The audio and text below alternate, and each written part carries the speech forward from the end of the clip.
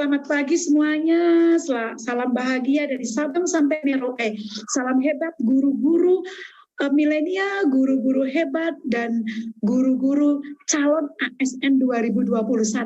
Marikah kita empaskan pagi ini dengan melihat soal-soal, memahami soal-soal, dan kelak besok ketika tes P3K ataupun tes CPNS, kita bisa lolos dengan nilai top score. Oke, mari kita mulai.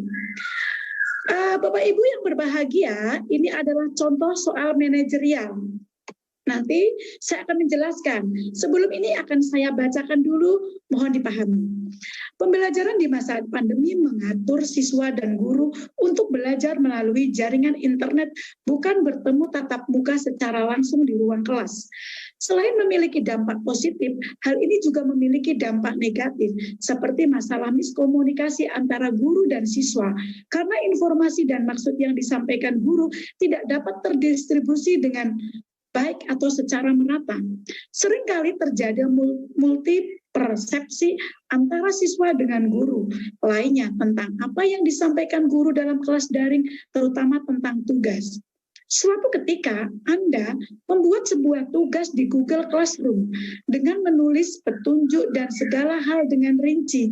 Namun, sebagian siswa di kelas yang Anda ampu tidak membaca petunjuknya secara seksama, sehingga beranggapan bahwa tugas yang Anda berikan terlalu sulit.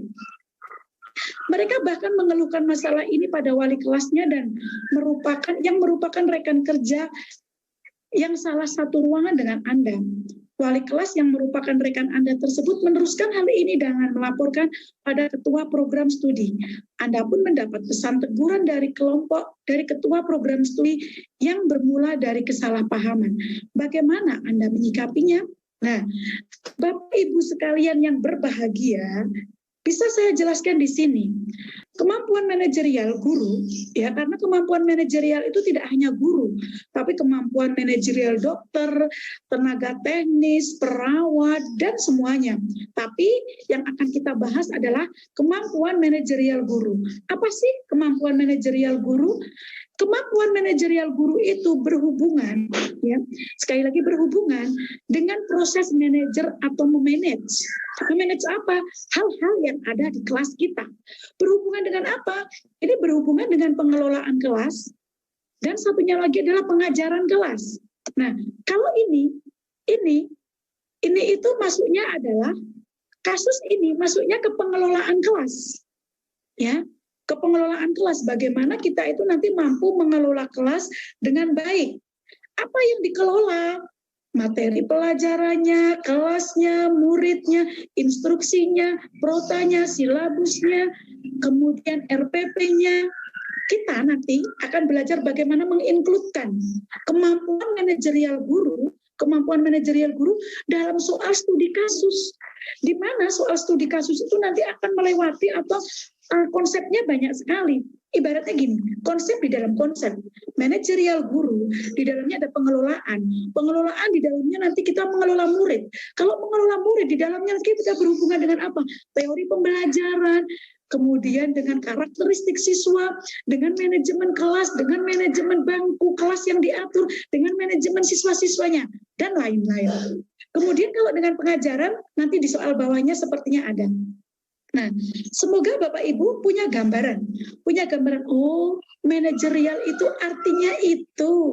Ketika dimasukkan soal ini hanya salah satu soal, ya, karena soal itu bisa berubah, bisa berbentuk banyak sekali.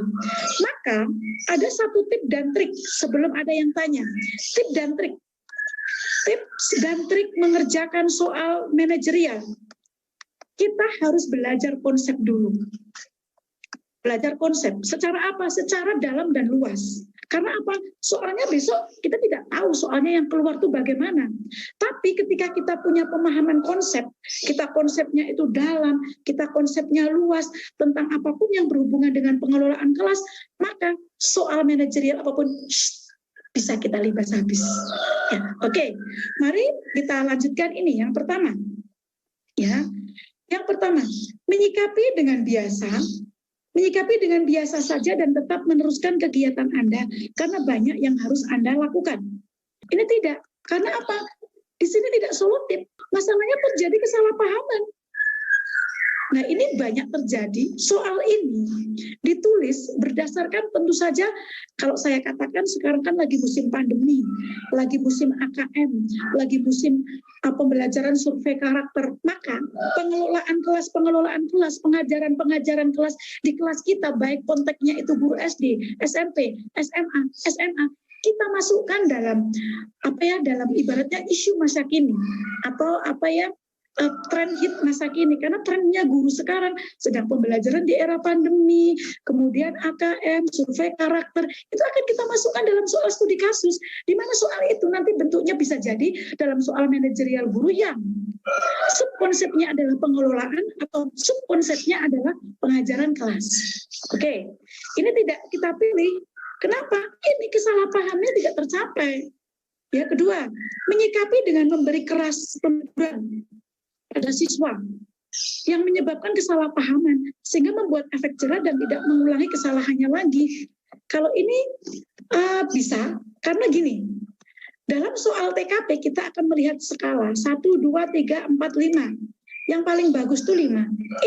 Ini bagus, tapi belum seperti yang dimau. Belum seperti dalam artian tupoksinya, tugas pokok fungsinya sesuai dengan indikator-indikator pengelolaan kelas yang dimaksud. Ya, karena apa?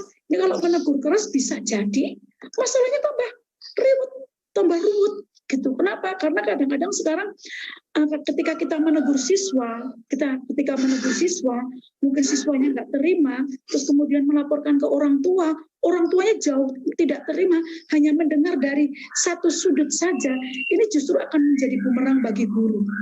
Karena guru-guru sekarang itu ya kadang-kadang justru kalau menurut saya ya di era pandemi ini kadang-kadang malah menjadi korban bully. Kita sudah mengajar, tapi ternyata masih ada yang tidak mengumpulkan tugas, masih ada permasalahan gini dan gitu. Nomor huruf C. Menyikapi dengan tenang untuk mengajak wali siswa ngobrol, ketua prodi dan perwalian kelas. Ini paling tepat. Kenapa? Udahlah, wali kelasnya dipanggil, kita bicara yuk gitu. Maka jawabannya adalah C. Kalau yang D, menyikapi dengan dingin, cuek, dan mengajukan keberatan mengajar di kelas yang bersangkutan. Ini bahasa Jawanya motong, nesu, marah. Ini belum menyelesaikan solusi. Maka jadi guru itu harus tenang, ya, tenang. Kemudian menyikapi dengan santai, tidak ambil pusing karena hal ini merupakan masalah yang biasa dan tidak perlu dibesar-besarkan. Ini juga tidak baik. Ya, tidak baik. Kenapa? Ini berarti kita terkesan cuek dan tidak mau menyelesaikan masalah. Ini bukan tipe guru bekerja mandiri dan tuntas. Saya lanjutkan. Sekarang soal manajerial lagi. Ya. Sebelum memulai kegiatan inti pembelajaran dalam kelas, Bu Salma akan memberikan selembar kertas pada tiap siswa untuk mengungkapkan pengetahuan awal yang dimiliki oleh setiap peserta didiknya tentang materi yang diajarkan. Materi yang akan disampaikan itu tentang aplikasi pembelajaran untuk mendukung pembelajaran secara daring.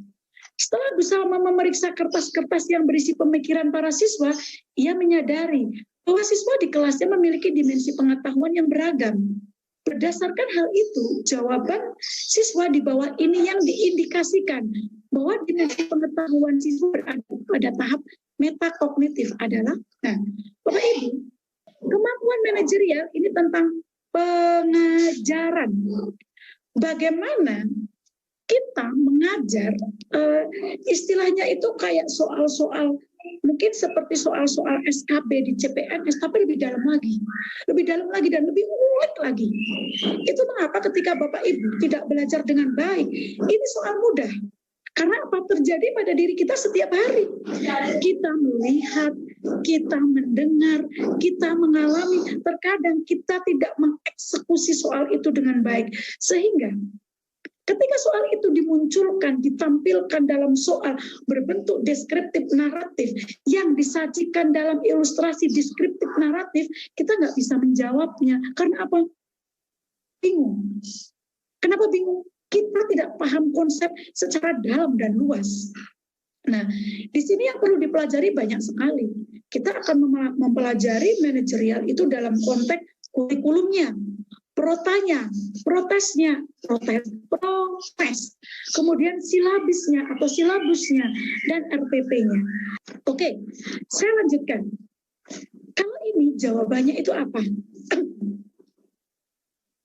Kita cek.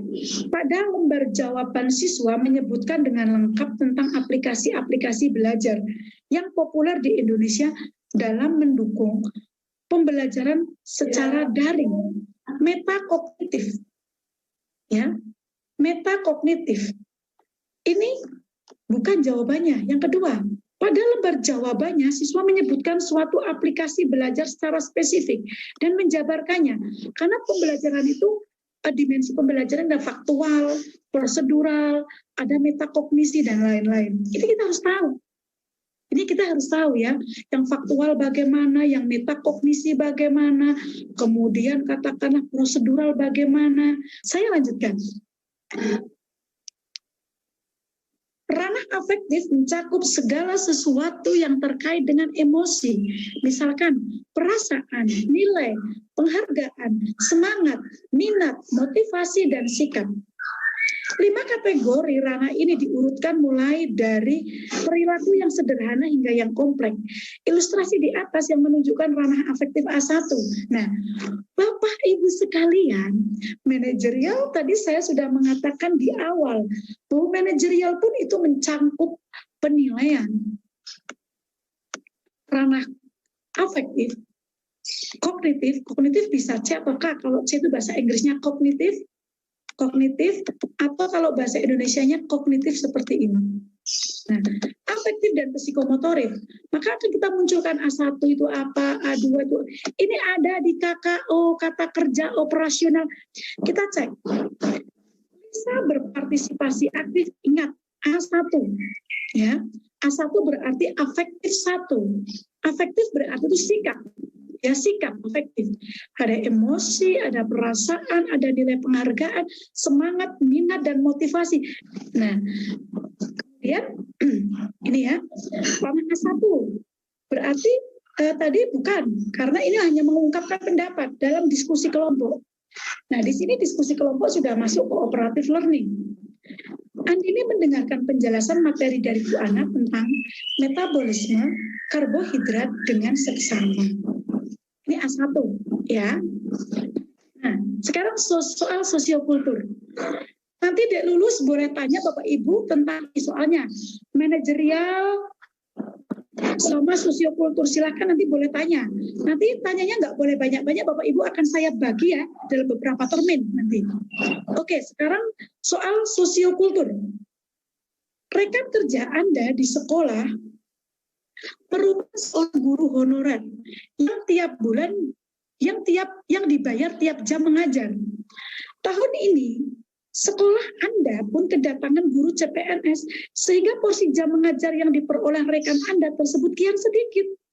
Hal ini menimbulkan rasa cemburu di hati rekan Anda pada CPNS yang baru masuk, yang rata-rata adalah fresh graduate dari universitas yang baru mendaftar CPNS dan langsung lulus. Nah, ini kebanyakan 2018, 2019 kasusnya ini.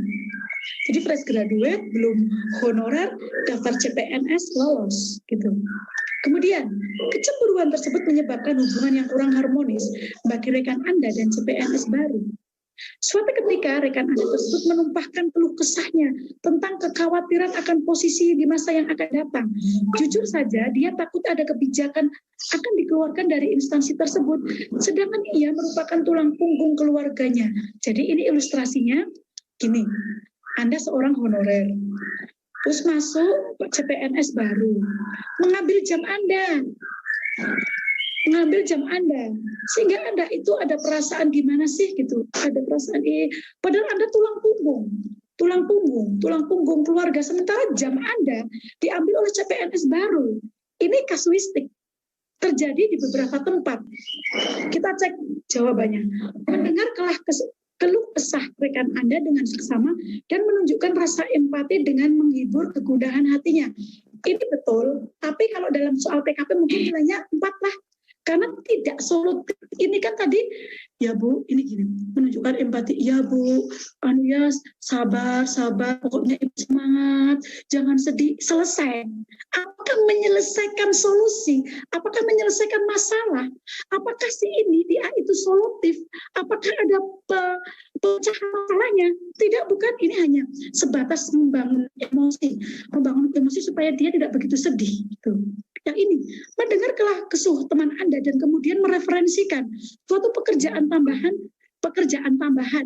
ya, pekerjaan tambahan. Berarti dia tetap bekerja di sini berapapun gajinya. Mungkin gini, Bu Salama, saya itu ini jamnya habis. Kalau saya jamnya habis kan saya tidak dapat uang karena sudah diambil yang PNS baru. Terus, Bu, aduh sabar ya Bu, jenengan sabar. Pokoknya besok saya doakan jenengan diterima PNS 2021 atau P3K 2021. Gini Bu, saya punya pekerjaan atau ini loh teman saya punya ini. Gimana kalau jenengan setelah pulang kerja nanti ada tambahan. Nah ini solusi. Sekali lagi teorinya Bu Teja. Jadi kayak sing solutif ngono. Sing solutif ya enggak. Nah, gitu jadi ini nanti adik lulus semua dan Bapak Ibu guru soal-soal di itu hampir mirip semua. Jawabannya kalau kita salah konsep, maka bisa jadi kita itu mengerjakannya, anggapan kita benar mengerjakan, tapi ketika dikunci atau ketika dicocokkan itu salah. Makanya sekali lagi, Kak, apa sih tip dan triknya mengerjakan soal manajerial dan sosiokultur? Back to konsep, kembali pada konsep.